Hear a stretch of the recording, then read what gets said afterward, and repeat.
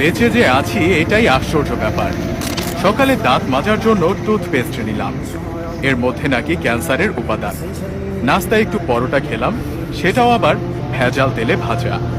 সুন্দর দেখে একটা কলা খেলাম, তাও আবার কার্বাইড দিয়ে পাকানো।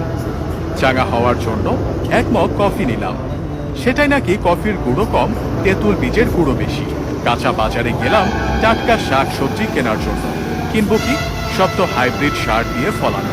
মশলা আর হলুদ গুঁড়ো নিলাম, ওতে আবার লেড আর ক্রোমাইড কেমিক্যাল মেশানো।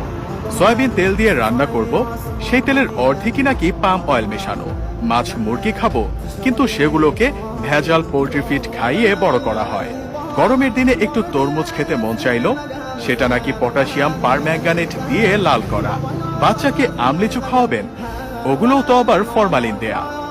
একটু মিষ্টি খেতে মন চাইলো, জিলাপি নিলাম, সেটা নাকি